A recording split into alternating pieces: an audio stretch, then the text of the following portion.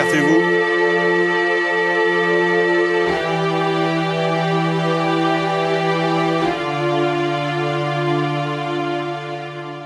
L'arrêt cardiaque survient dans différentes circonstances accidentelles, comme une noyade, une électrisation, une intoxication, mais la cause la plus fréquente reste la mort subite.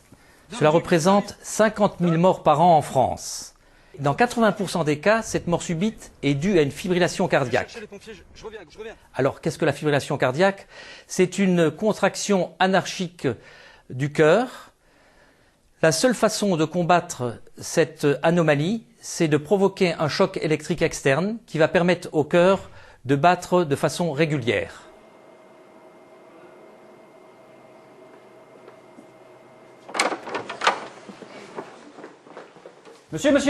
Monsieur, réveillez-vous! Ouvrez les yeux!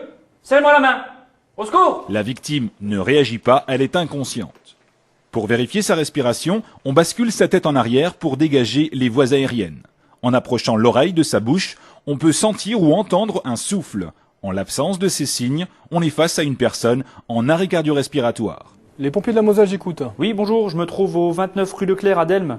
Je suis en présence d'une personne en arrêt cardio-respiratoire. Actuellement, je vais me saisir d'un défibrillateur et je me rends auprès de la personne pour effectuer une réanimation cardiopulmonaire. Est-ce que je peux raccrocher? Les pompiers sont en route, monsieur, vous pouvez raccrocher.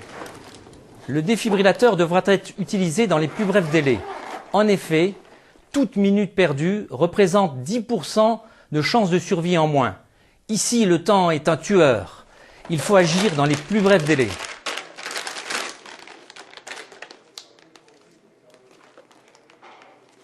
Appliquez les électrodes sur la poitrine nue du patient.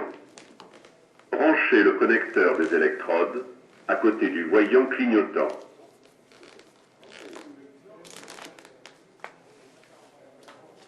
Appliquez les électrodes. Branchez le connecteur. Analyse du rythme cardiaque en cours. Ne pas toucher le patient. Choc recommandé. Appareil en charge. Restez à l'écart du patient. Vous venez de le voir et de l'entendre, la mise en œuvre d'un défibrillateur est simple. Toute la procédure vous est dictée par l'appareil. Appliquez les électrodes sur la poitrine nue du patient. Des pictogrammes permettent d'installer sans risque d'erreur les électrodes destinées à analyser le rythme cardiaque et envoyer éventuellement une décharge électrique. Branchez le connecteur des électrodes à côté du voyant clignotant. Analyse du rythme cardiaque en cours. Ne pas toucher le patient. Choc recommandé.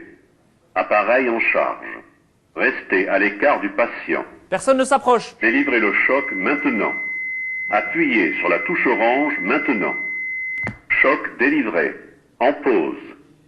Si nécessaire, pratiquez la réanimation cardiopulmonaire. Le défibrillateur n'est pas la machine qui sauve. Pour toute victime inconsciente qui ne respire pas, il faut entamer une réanimation cardiopulmonaire. Pour cela, il vous faut vos mains, votre bouche.